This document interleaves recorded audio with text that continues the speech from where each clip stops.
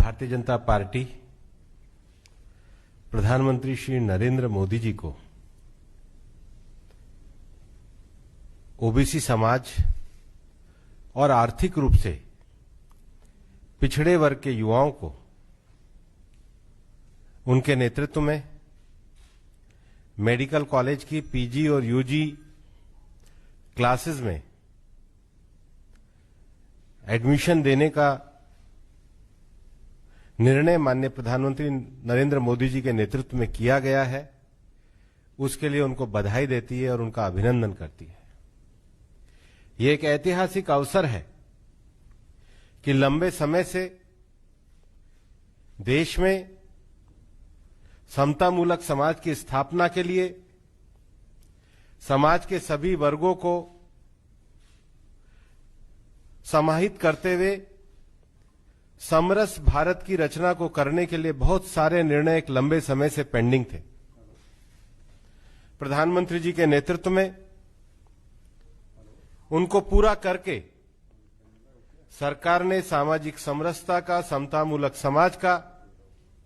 और सभी वर्गों की भागीदारी को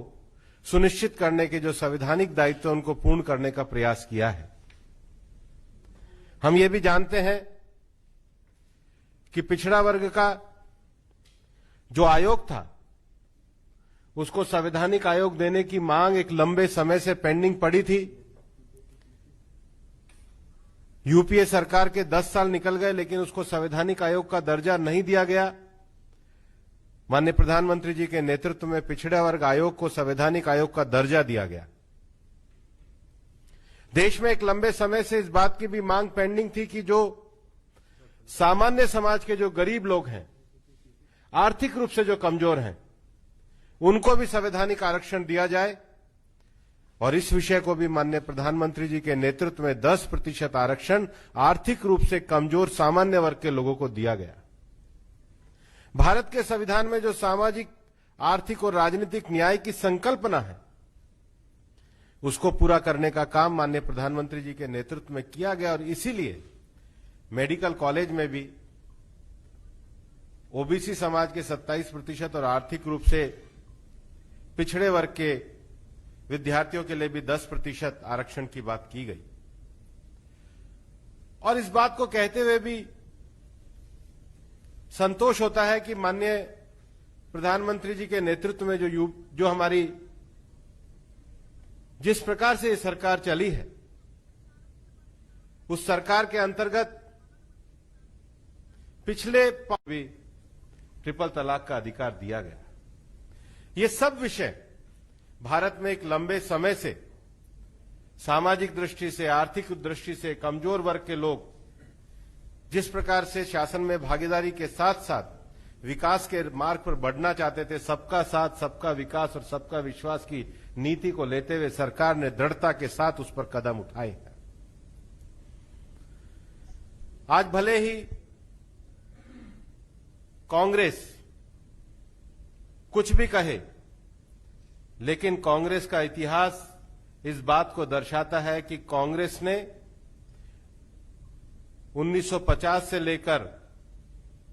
1977 तक, जब वो 74 तक वो पूरे देश के शासन में रहे और उसके बाद भी पिछड़ा वर्ग आयोग को, चाहे काका कालेलकर की रिपोर्ट हो, चाहे मंडल आयोग की रिपोर्ट हो, उसको लागू नहीं किया। कांग्रेस ने कभी भी आर्थिक रूप से सामान्य समाज वर्ग के जो लोग हैं उनको समाज की मुख्यधारा में आगे बढ़ाने के लिए उनके लिए भी किसी प्रकार की नीति को लागू नहीं किया गया। और इतना ही नहीं, मैं तो ये कहना चाहूंगा कि ये कांग्रेस के संसदीय परंपरा के आचरण पर एक धब्बा लगाने जैसा प्रश्न चिन्ह है कि जब पहली बार देश के मंत्रिमंडल में माननीय प्रधानमंत्री जी के नेतृत्व में एक बड़ी संख्या में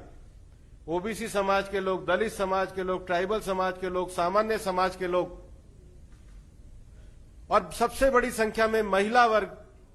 इस मंत्रिमंडल में जब आए और संसद के सामने जब उनका परिचय कराना था, तो कांग्रेस ने अपने दुर्भाग्यपूर्ण आचरण से, संसदीय परंपरा की मर्यादाहीनता के आचरण से उन महिलाओं का परिचय भी नहीं होने दिया। ये संसदीय परंपरा और मर्यादा को तोड़ने का काम कांग्रेस के द्वारा लगातार किया जाता रहा है और इसलिए भारतीय जनता पार्टी की सरकार माननीय प्रधानमंत्री जी के नेतृत्व में सभी वर्गों को सामाजिक न्याय के लिए, सभी वर्गों के आर्थिक उत्थान के लिए पूरी तरीके से समर्पित